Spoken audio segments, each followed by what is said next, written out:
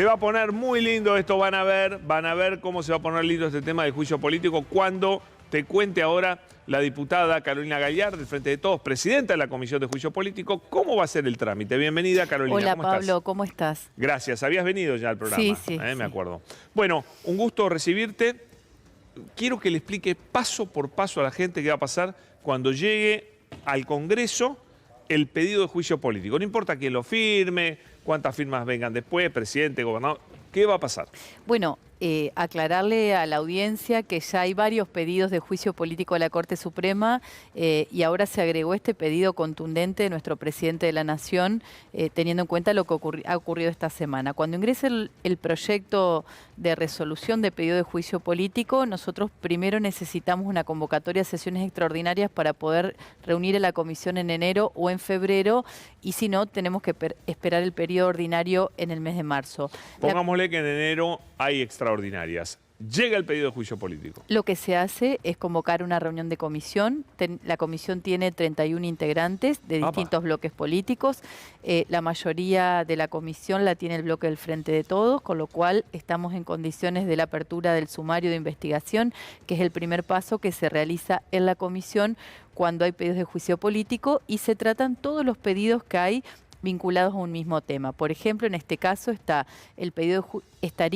eventualmente, hipotéticamente, el pedido de juicio político del presidente contra todos los integrantes de la Corte Suprema. Creo que va a ser contra Horacio Rosati nada más. Bueno, contra Horacio Rosati, y como se sustancia, se ponen en tratamiento todos los pedidos de juicio político que hay en la comisión, y allí se elabora un informe, que es el informe del artículo 9 del reglamento de la Comisión de Juicio Político, que analiza el índice, la verosimilitud que tiene los hechos y las denuncias que se realizan. ¿Quién hace eso? ¿Toda la comisión o un Eso lo grupo? realiza un grupo de diputados integrantes de la comisión. Eso es el primer dictamen. Un primer dictamen aprobando ese informe que dice: señores, acá hay causas por las cuales tiene que avanzar este proceso y abrirse la investigación. ¿Sí? Ese es un primer dictamen que va a requerir de la mayoría de la firma de la mayoría, una mayoría simple. Luego de allí se abre la etapa de la apertura del proceso de prueba, donde obviamente está contemplado el derecho de defensa de quien ha sido denunciado, en este caso Horacio Rosati. Yo le pregunto, sí, está denunciado el presidente de la Corte Suprema, Horacio Rosati. Entonces usted le manda una invitación para que venga a defenderse. Puede no comparecer y puede negarse y el proceso sigue adelante. Eso no obtura que el proceso pueda continuar. ¿Hay antecedentes de que se haya negado un miembro de la Corte Suprema? Sí, hay antecedentes. ¿Se han negado? Incluso sí puede negarse, es su facultad, o sea, tienen el derecho a defenderse, pero pueden negarse también y no comparecer. Y esto no implica que el procedimiento Lo que pasa no prospere. Es un acto de defensa la comparencia a la comisión. Absolutamente. Es para defenderse. Absolutamente. Así como tiene... Me parece que es una presunción horrible en contra de ellos no comparecer, porque si no tienen nada que esconder, si creen que no han hecho nada malo, tienen que ir y defenderse. Pero bueno, además de citar obviamente al denunciado para que ejerza su derecho de defensa, lo que se realiza es toda la prueba documental, toda la prueba que tiene que ver, por ejemplo, con llamar a testigos. ¿Los testigos pueden negarse también o no? ¿O los testigos ya tienen una carga pública? Tienen la obligación de comparecer porque se aplica supletoriamente todo lo que es la norma del Código Procesal Penal. Por ejemplo, Silvio Robles podría ser testigo, porque Silvio Robles no está acusado porque la Constitución... Porque él no es pasible de juicio político. No, porque exactamente, la Constitución dice que el juicio político es contra los miembros del máximo tribunal. Incluso los jueces inferiores tampoco van a juicio político porque quien los sanciona es el Consejo de la Magistratura. ¿Marcelo D'Alessandro podría ser un testigo? Sí, por supuesto. Por supuesto. Y después... se pone lindo esto. Y después... Luis Juez, por ejemplo, que es senador, ¿puede ser testigo? Sí, por supuesto. Todo lo que sirva para armarnos y llevar adelante una investigación, por supuesto, con la mayor cantidad de pruebas y de datos que hagan que sea hace a la sustancia del proceso y hace también a la contundencia para que después podamos hacer el segundo dictamen que hace la comisión, que es el dictamen que dice si procede o no la acusación ante el Pleno de la Cámara. Eso es cuando termina la investigación. Eso es cuando termina la investigación, que dura 60 días la investigación según el reglamento de la comisión. En esos 60 días sustanciamos toda la investigación y se procede a dictaminar si acusamos o no. Eso también requiere una mayoría simple y luego va al recinto. En el recinto, que es el Pleno de la Cámara de Diputados, donde estamos todos, no solamente los miembros de la comisión, allí es donde se debate y se necesitan 2/3 para aprobar el juicio político, la acusación. ¿De los presentes o del cuerpo? No, los 2/3 de la totalidad. De la totalidad. O sea, es un número difícil. Es un número difícil. Allí lo que se hace es llevar adelante la acusación, porque después, una vez acusado y aprobada la acusación en diputados, lo que se procede a hacer es el juzgamiento en el Senado de la Nación, donde van 3 diputados y juzgan a informar en el Senado, y allí se juzga y lo que se busca con el juicio político es una herramienta para determinar responsabilidades en el ejercicio de las funciones. En este caso, los miembros del tribunal, lo que se está cuestionando acá es la probidad ética, se está cuestionando el ejercicio de sus funciones, que no han sido un poder independiente, ¿no? Que hay connivencia con funcionarios de gobierno. Hay muchas cuestiones, no nos limitamos solamente, me parece el pedido de que está hablando el presidente no se limita a los chats. Yo repasé ahí un montón. Arranca desde el mismo instante en que son nombrados. En que son nombrados por decreto por Mauricio Macri. Y ellos, tanto Rosati como Rosenkrantz, lo aceptan, ¿no es cierto? Lo aceptan. Después hubo convalidación del Senado, pero primero ellos aceptaron ser nombrados por decreto, violando la Constitución de una manera flagrante. Absolutamente, el fallo de la coparticipación también viola normas legales, como es la ley de presupuesto, que establece las previsiones presupuestarias y no estaba previsto este aumento de la coparticipación, y la intromisión en otros poderes, porque cuando vemos lo del Consejo de la Magistratura, no puede el Poder Judicial nunca entrometerse en las decisiones que toma el Poder Legislativo de quiénes son los representantes en el Consejo de la Magistratura. No, además nunca vi que la Corte Suprema le diga al Congreso o al Senado cómo tienen que estar conformados los bloques, es directamente... Absolutamente, eso es una facultad, ¿no? Los bloques se organizan y es una potestad que tenemos dentro de la Cámara de organizarnos los diputados en bloques.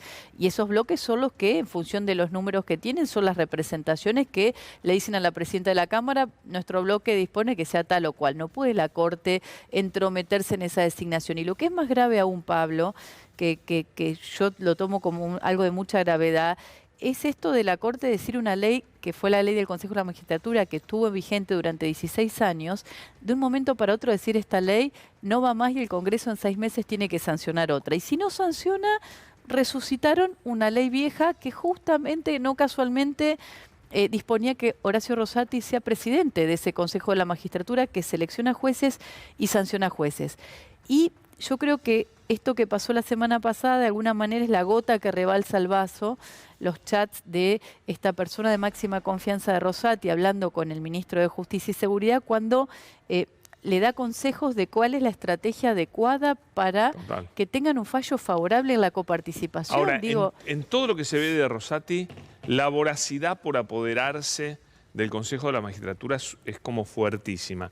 Coincide justo con la necesidad de bancar a los jueces que fueron parte del lawfare contra el kirchnerismo y que además de alguna manera acompañaron o cerraron causas para el Macri, digamos, a favor o causas que investigaban a Macri. Entonces, claro, si uno se pone a pensar, no había nada más útil a Juntos por el Cambio que se detuviera la actividad o se apoderara alguien cercano a ellos del Consejo de la Magistratura, porque ahí van a pasar cosas tremendas, ¿no? En cuanto a nombrar gente y sacar otros que habían sido puestos a dedo por Macri, castigar a los que habían hecho barbaridades y demás. Todo eso no se pudo hacer por Rosati.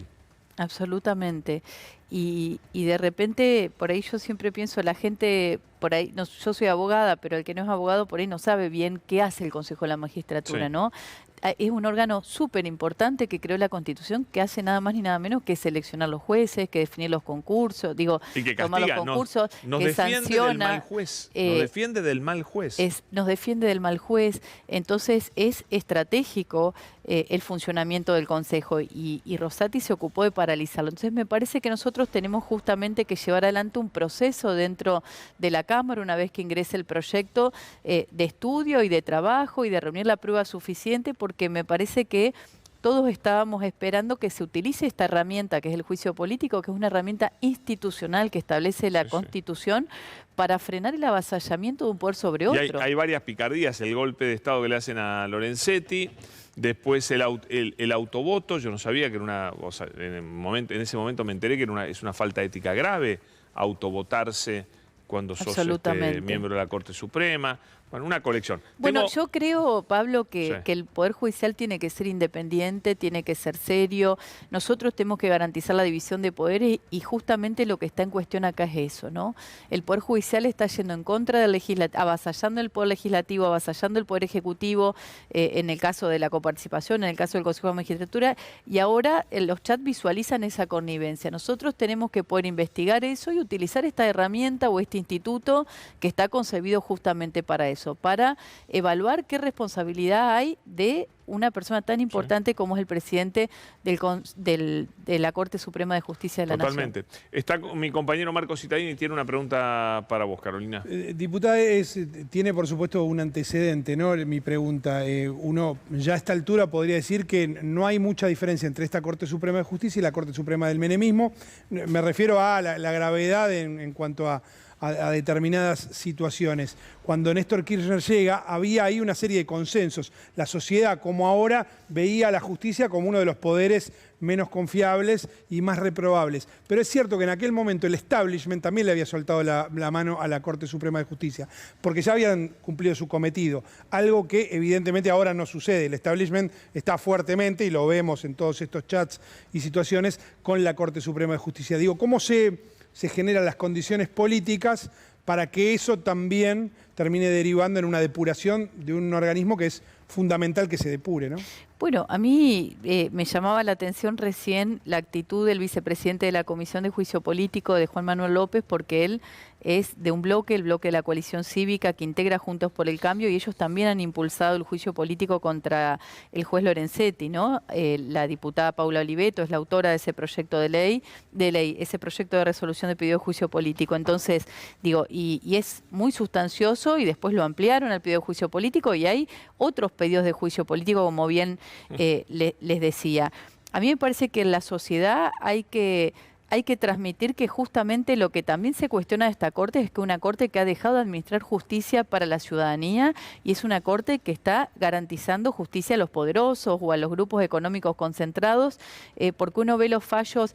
A mí me dicen, bueno, ¿y en qué afecta la coparticipación, el fallo de la coparticipación? A los entrerrianos, yo que soy entrerriana, es menos salud, es menos plata para educación, es menos plata para obra pública. Claro que nos afecta la vida cotidiana. Y también el tema de los fallos que tienen que ver con los servicios públicos, con el aumento de las tarifas, o sea, tenemos que declarar servicio público. O no declarar servicio público, algunos servicios. Entonces me parece que... Con la justicia laboral hay un montón de fallos tremendos. Bueno, fallos tremendos a la justicia laboral. Entonces me parece que la ciudadanía tiene que estar atenta, tiene que estar informada de todo lo que está ocurriendo, y empezar el proceso de juicio político ya es un avance importante, porque eso va a ser televisado, va a ser un proceso donde nosotros vamos a reunir prueba suficiente para poder avanzar. No sé hasta qué instancia podremos avanzar. Lo que me parece importante es usar las herramientas que la Constitución ha determinado para destituir o correr del cargo una persona que no tiene la probidad ética suficiente para estar al frente de la Corte Suprema y administrar justicia para la ciudadanía, porque eso es lo que está ocurriendo hoy.